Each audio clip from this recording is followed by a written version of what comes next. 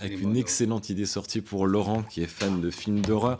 La nonne de Corinne Hardy. L'histoire, elle est simple, ça se déroule en Roumanie, dans un couvent entouré d'une superbe brume bleue. Un prêtre et une jeune novice enquêtent sur le meurtre d'une nonne, et pas de bol, ils vont tomber sur une force maléfique d'une rare violence.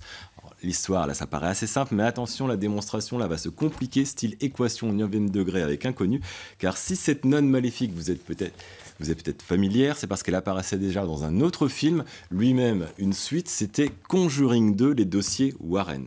Parce que c'est la nouvelle grande folie à Hollywood, c'est les univers partagés. Un univers partagé, c'est assez génial, parce que les spectateurs connaissent déjà les personnages, ils les ont aimés, donc les frais publicitaires sont moindres, et ça permet d'engranger beaucoup plus de bifetons au tractopelle sans se casser la tête. Demandez aux gars de chez Marvel, eux, ils ont tout compris. Alors après 2 films avec la poupée Annabelle, ça fait peur, ça. Vu dans le premier Conjuring, il y a bientôt un 3e Annabelle qui va sortir. Voici donc la nonne, avant la nonne 2, la nonne 3, etc. Vous avez compris le principe. Ça fait finalement aussi peur que le film. Petit extrait.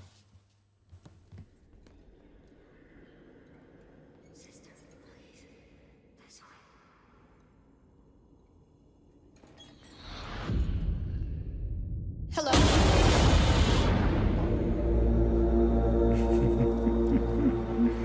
Petit morceau choisi. Musique qui fait peur. Exactement. Les frères Sisters, maintenant un western tourné en langue anglaise par un réalisateur français encensé, Jacques Audiard. Donc c'est De battre mon cœur s'est arrêté, Sur mes lèvres, De rouillé d'os ou Un prophète.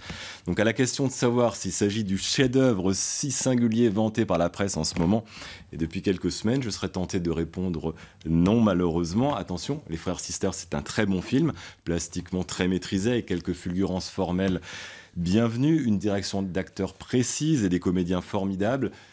John C. Reilly et Riz Ahmed en tête, mais il ne restera pas dans mes mémoires et sans doute pas dans l'histoire du cinéma comme un maître étalon du genre, comme les films de John Ford ou plus récemment Impitoyable.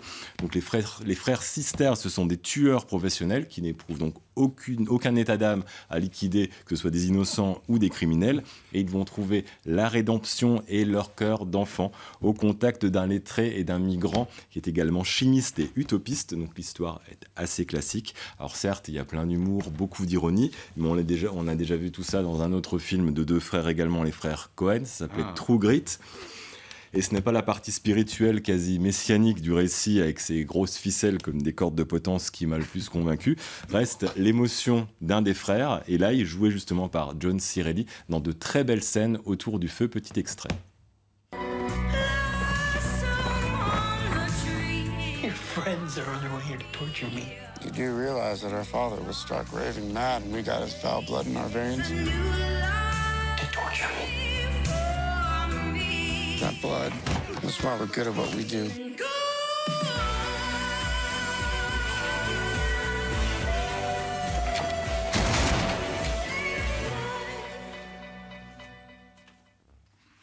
Bizarre cette musique. N'est-ce pas? Un peu de légèreté, avec un film qui va faire vibrer la corde nostalgique de ceux qui adorent les années 80, une époque de libération sexuelle, où les films à caractère pornographique produits dans notre douce France étaient, semble-t-il, faits dans la bonne humeur et la truculence. Ça s'appelle L'amour est une fête de Cédric Angers. C'est avec Guillaume Canet et Gilles Lelouch.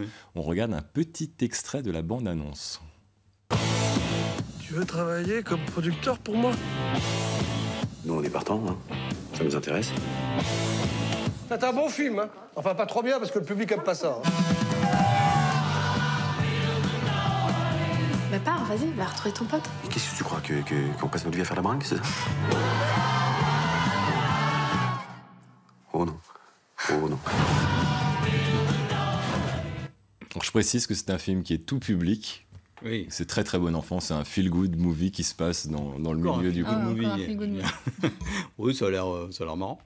C'est très rigolo. On a un peu la même ambiance, années 80, là, 70. Ouais, ça se passe en 82. D'accord. Le film trash de la semaine, qui, comme La Vérité, t'a cherché ailleurs, chez les Muppets. Ça s'appelle Carnage chez les Puppets. C'est une comédie qui est totalement déjantée et décomplexée dans un Los Angeles imaginaire où humains et marionnettes, donc les puppets du titre, vivent ensemble.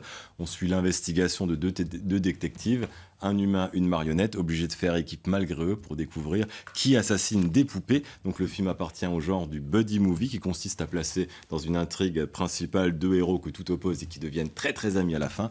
Arme fatale, 48 heures, Men in Black aux Amériques, Le Cornio, La Chèvre ou Intouchable au pays du fromage qui pue, c'est-à-dire chez nous. Donc attention à ne pas emmener vos enfants voir ce carnage chez les Puppets, car l'humour est quand même systématiquement vulgaire et tous les gags de cette enquête dans les bas-fonds tournent autour du bas-ventre. Le langage est plus que fleuri, il est clairement ordurier. La critique américaine l'a classé parmi les pires films au monde. C'est plutôt bon signe. Petit extrait. Vous êtes les 2 flics les plus décorés du service. Qu'est-ce que vous en pensez? C'est un braquage qui a mal tourné pour moi. Non, c'était pas un braquage, c'était un meurtre. Il y a un tueur de puppets dans la nature. On va coincer les salopards qui ont commis ces meurtres. C'est pas un film pour enfants. Non, et si vous faites un tour sur Internet, là, j'ai réussi à trouver un extrait qui est à peu près diffusable. Donc, puisque nous sommes plongés en plein buddy movie, c'est l'occasion idéale de vous parler de la sortie mercredi prochain du DVD et Blu-ray Futurimédia Los Angeles 1991 de Graham Becker, qui sort chez Carlotta, un film policier de science-fiction qui était sorti en 89 dans l'indifférence générale. Il était pourtant passé au festival d'Avoriaz et c'est bien dommage parce que Alien Nation, le titre original, est une chouette réussite à redécouvrir. Ici, les migrants sont remplacés par des extraterrestres, pas mieux lotis que les Mexicains. Et après des années de quarantaine, ils sont maintenant victimes de discrimination. Alors, les gens ont une idée géniale, c'est que les extraterrestres deviennent également policiers. Donc, la première équipe humain-extraterrestre est formée. On a un flic légèrement raciste aux entournures, ça c'est le génial James Caan, qui jouait dans Le Parrain, dans Rollerball quand même, et un alien aussi gentil Kitty, lui c'est Mandy Patinkin, que les téléphages connaissent bien pour les séries Homeland ou Esprit criminel.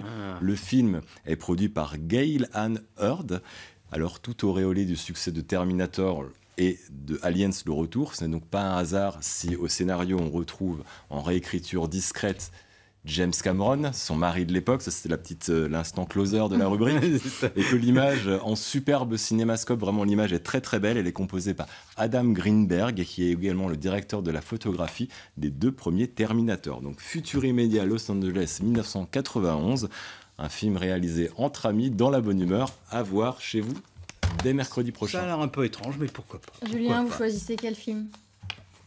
Parmi tout cela, je vais choisir le film... Le western. Non, je vais choisir La vie est une fête. Non, c'est quoi le titre ? L'amour ? L'amour est une fête parce que j'ai le même distributeur. Ah ben voilà, qui s'appelle Mars. C'est une bonne raison. Et donc voilà. C'est Si une je veux bonne faire raison. un autre film, je suis obligé d'être faillot. D'être corporate, c'est Ouais. bien, c'est bien.